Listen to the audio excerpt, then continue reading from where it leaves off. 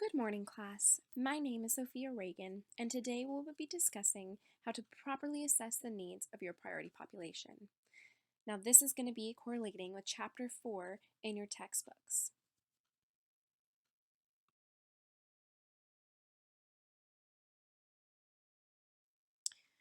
After this lecture, you should be able to answer the following learning objectives that are listed here. You should define needs assessment and the two types of needs, know why we conduct a needs assessment, explain what questions a need assessment should answer, know the difference between primary and secondary data, define mapping, know the steps of conducting a needs assessment, and define health impact assessment, or HIA.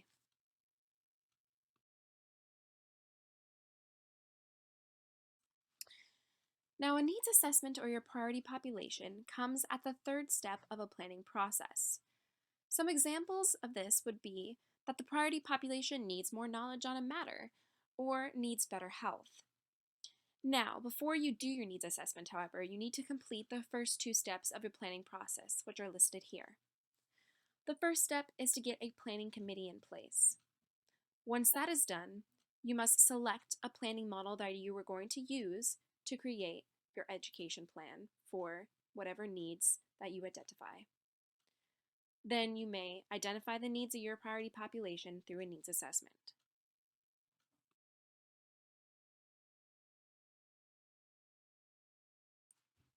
So, what exactly is a needs assessment? It is the process of identifying, analyzing, and prioritizing the needs of a priority population. It can also be referred to as a community analysis, community diagnosis, and community assessment. This is the most critical step of the planning process. Why?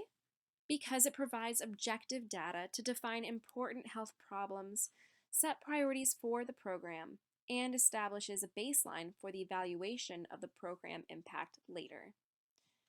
You must also be aware of the two different types of needs.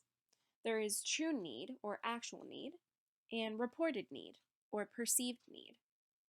It is important to identify all the needs so that they are all addressed in the program that you create.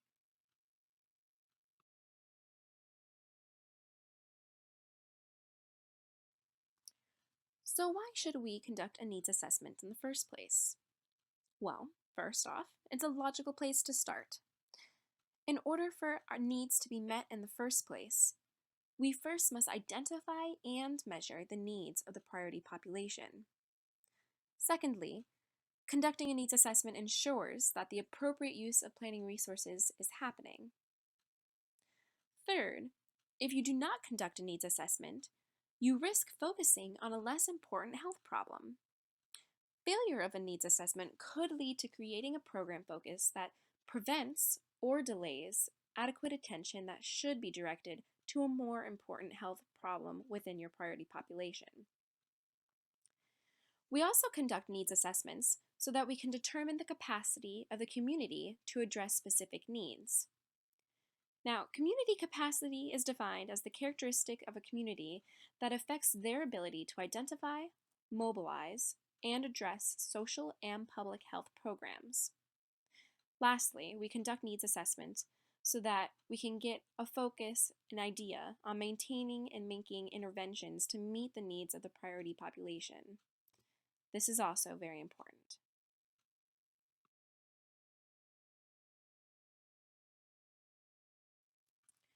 While you are conducting your needs assessment, you should have these 6 questions in the back of your mind to kind of guide you and make sure that you're on the right path.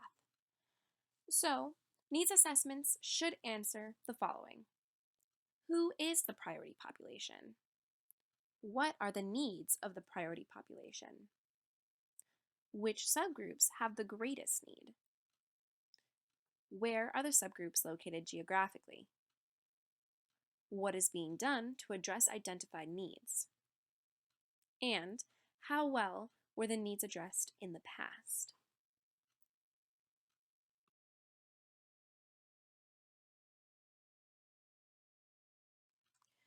When conducting a needs assessment, you are going to need to acquire data.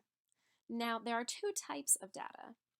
Primary data is data that you collect yourself through surveys, focus groups, in-depth interviews, etc. Secondary data is data that has already been collected by somebody else and is now available for you to use in the development of your health program. Now, each type of data has its own advantages and disadvantages. For primary data, the advantage is that it directly answers questions that the planners want answers to. However, a disadvantage would be that it's very expensive to collect primary data and it takes much more time. The advantage of secondary data is that it takes very minimal time to collect and is inexpensive to acquire. This is because this data has already been collected by somebody else. However, a disadvantage of secondary data is that it may not identify the true needs of your priority population. So you need to pay close attention that the secondary data you do acquire through your needs assessment is addressing the right primary population.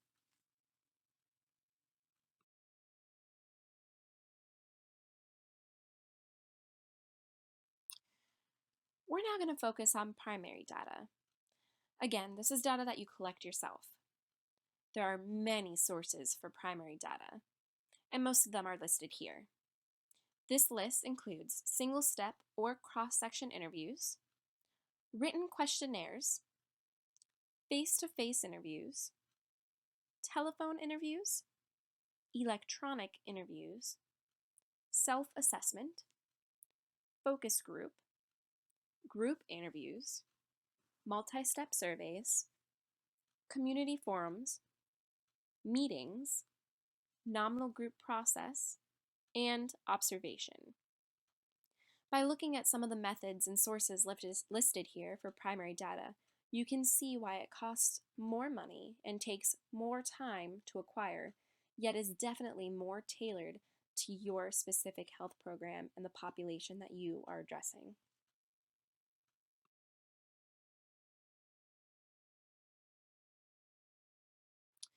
Secondary data, which we discussed before, is data that has already been collected by someone else and is available for you to use, is much more quicker and more easier to acquire because it costs less.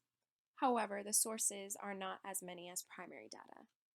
Some of these sources of data that you can get are from the government agencies that have already collected, or non-governmental agencies and organizations that have already collected data. You can also get data from existing records or from published literature.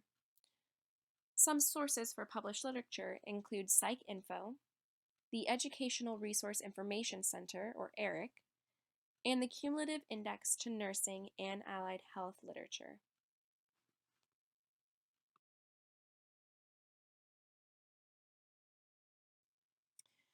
You can also use technology to map needs data. This is very relevant in today's society where technology plays such a big part in every part of our lives. Mapping in specific is the visual representation of data by geography of location and linking this information to places. This helps to make patterns more easier to identify and analyze in a visual aspect. And it also provides visual representation to present it to broad audiences.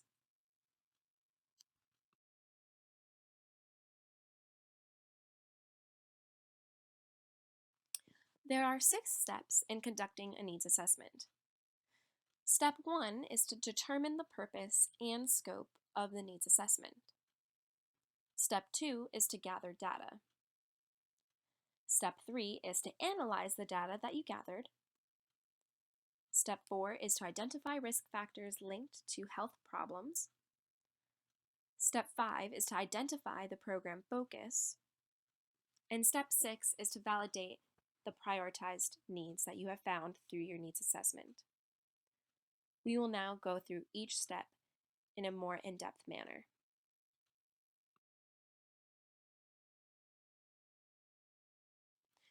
The first step is to determine the purpose and scope of the needs assessment. A question you should have in the back of your mind to help guide you while doing this is, what is the goal of the needs assessment? Now, you should also keep in mind that many health promotion programs are driven by categorical funding. Categorical funding is the state aid intended to provide financial support for specific educational programs, operational functions, or financial activities. This definition was provided by the Center of American Progress. And even if the need is already identified by the funder, which is often the case in categorical funding, a needs assessment still needs to be conducted in order to determine the degree of the need in your priority population.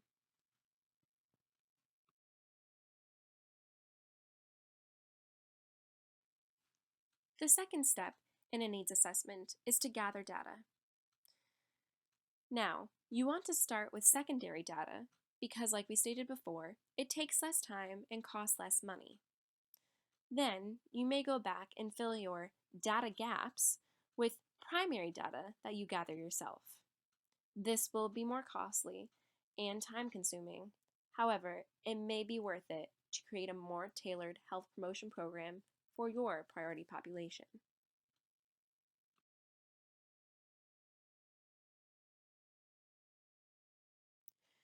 The third step in a needs assessment is to analyze the data that you have gathered. The purpose of doing this is to identify and prioritize the health problems in your priority population. Now, step 3 can be clear or complicated and confusing depending on the data that you gathered. This also uses the first few phases of the precede-proceed model. Now, just a brief background of the precede-proceed model, which is provided by an article titled, "What is a Planning Model? An Introduction to Precede-Proceed," pulled from the National Center of Biotechnology Information. According to them, a particularly useful, wide-applied, and easy-to-follow example of a planning model is the Precede-Proceed Planning Model, or the PPM. The PPM is very much an ecological approach to health promotion. The PPM is actually quite simple to understand once one realizes that it embodies two key aspects of intervention: planning and evaluation. The PPM guides the program planner to think logically about the desired end point and work backwards to achieve that goal. You should keep this in mind when analyzing your data for your health promotion program.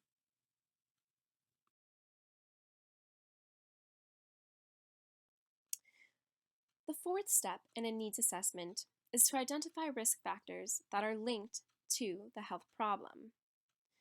Now, this step parallels the phase of the precede-proceed model that is labeled as the epidemiological assessment.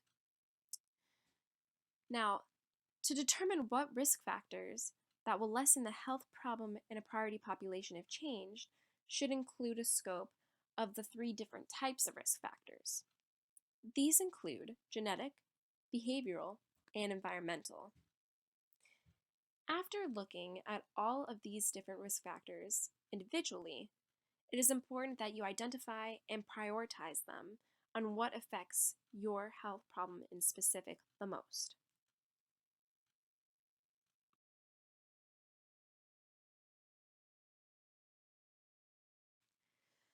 Step 5 in the needs assessment process is identifying the program focus. This is similar to the third phase in the precede-proceed model that we discussed before. The third phase of this model is the educational and ecological assessment. Now, in this step, you should identify factors that predispose, enable, or reinforce risk factors directly. You should also be looking in the past at other health promotion programs that were in place. We do this in order to avoid duplication of efforts that have already been tried. In order to determine the status of these existing past health promotion programs, you can network and talk with others.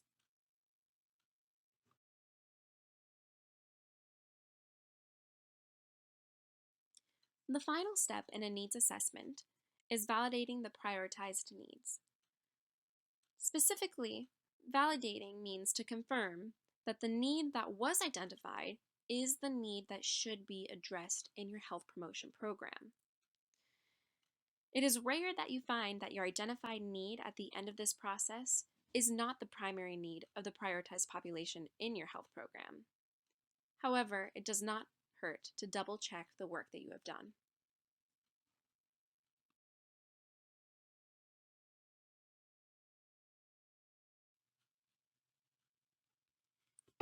A health impact assessment, or an HIA, is a combination of procedures, methods, and tools by which a policy, program, or project may be judged as to its potential effects on the health of a population and the distribution of these effects within the population.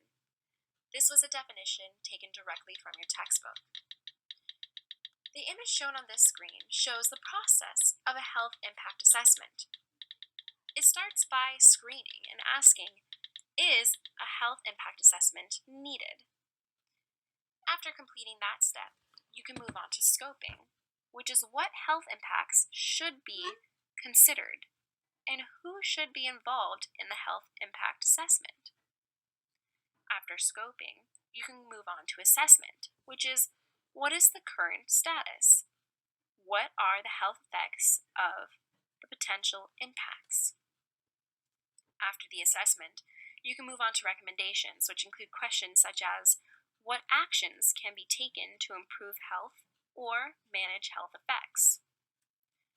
After getting the answers to these questions, you can move on to reporting, which is sharing the results that you have and the recommendations with decision makers. And finally, you can move to monitoring and evaluation, which involve questions. It's 6 o'clock. What are the changes in health? What are the outcomes of a health impact assessment? You should also keep in mind that a health impact assessment, or an HIA, is based off of 4 values. These 4 values include democracy, equity, sustainable development, and ethical use of evidence. On this slide, I have included a video titled Community Outreach, Community Health Needs Assessment, Penn State Hershey Medical Center. This video is a great example of how Penn State Hershey Medical Center conducted a needs assessment in their community and identified how their community wanted to lead a healthier and better life. Healthcare reform is constantly happening, so it is important that health promotion programs evolve along with it. This is a great example of how different programs can partner and work together to serve their community. Healthcare is moving from being provider-centered to patient-centered, so you can become more involved. Now, let's watch this short video.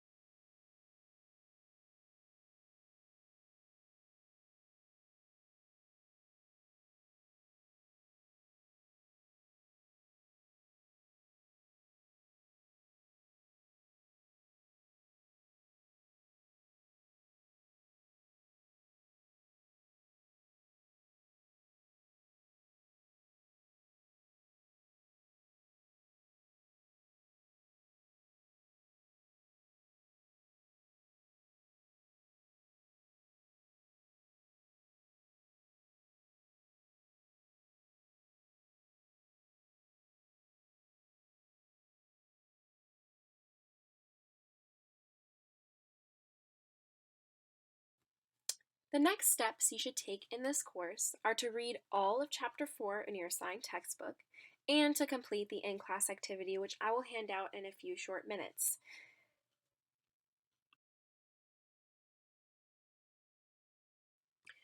Thank you all for your attention throughout this discussion of assessing needs. If you have any questions, feel free to message me on Canvas. I look forward to teaching you the next step in program planning next week.